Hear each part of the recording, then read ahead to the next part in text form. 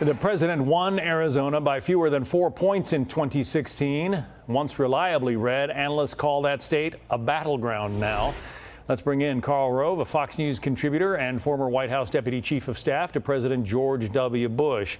Karl, I want to start with the latest Fox News polls taken between May 30th and June 2nd.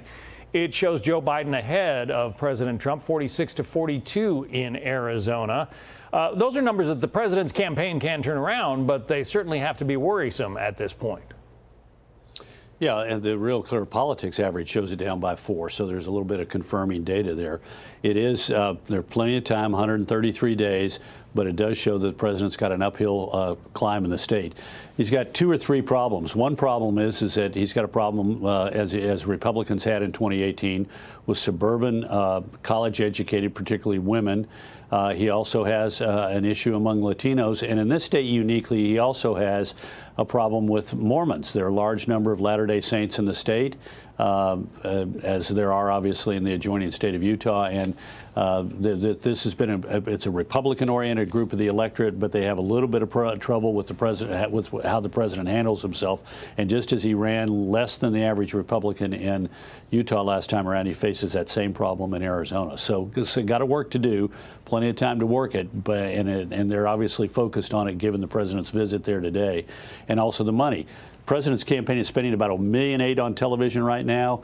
Biden's got $200,000 in the state on television, and an outside Democratic super PAC has about $900,000, so about a 1.8 to 1.1 million advantage for Trump right now in the advertising war. Right now, we're looking at young people, the Students for Trump organization, gathering in this mega church. The president obviously would like to gather as many young voters as he can. What do you think about this, just from a campaign standpoint? What do you think about putting those people, side by side during a coronavirus pandemic? Is that a bad sign, or is it good politics?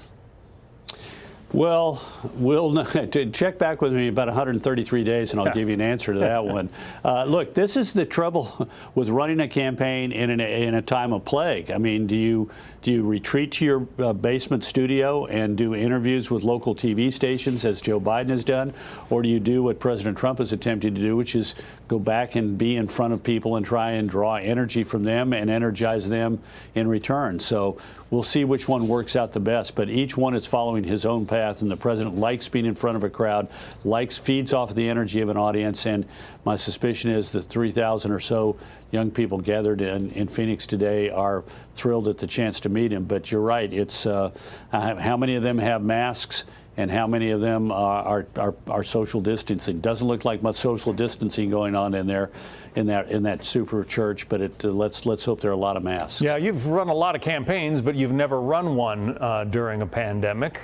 So, what would you, if you were advising the president right now, what would you be advising him to do? Would you tell him to take that Joe Biden route and kind of stay in the basement and campaign by internet, or does he go out and try and meet as many people as he can, appear in front of these large audiences?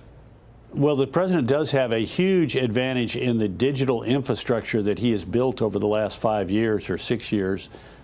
He has a very large advantage in the number of Facebook followers and Twitter followers and Instagram, you name it. Across all the social media channels, he outdistanced Joe Biden by a wide margin. And that means he's able to literally, like, for example, create his own television network that in the evening broadcasts shows and lines up viewers among his many supporters. But look, it wouldn't matter what I said to him. It's what he wants to do. And it's clear this president likes to be in a place where he is with an audience. You saw it the other day in Tulsa. You'll see it today in Arizona. He likes being with people. He feeds off of that. They feed off of him. It gives his campaign a structure and an energy.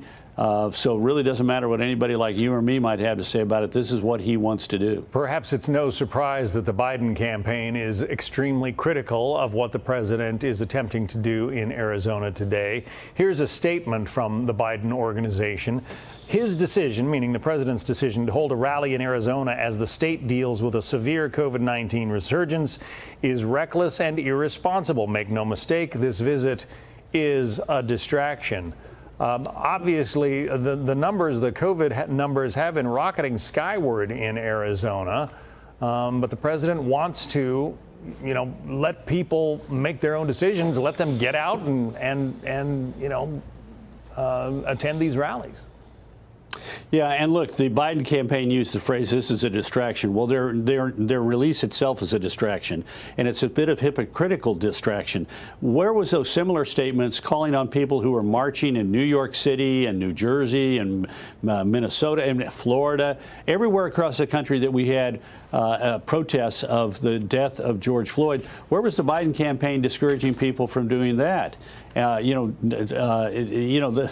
fact of the matter is that under the First Amendment, we have a right to peaceably assemble. That applies equally to the kids who want to meet at the Students for Trump meeting and the Trump supporters at the rally in Tulsa and the people who were marching across street after street after street and all across the United States in protest of George Floyd's death. This is silliness. If the Biden campaign was not so desperate to make certain they were in the headline, that I wish they'd think twice about making such foolish statements as 3,000 kids can't assemble in Phoenix, but tens of thousands of people can assemble in Brooklyn and in downtown New York City at a time of plague. Karl Rove coming to us from Austin. Karl, thank you.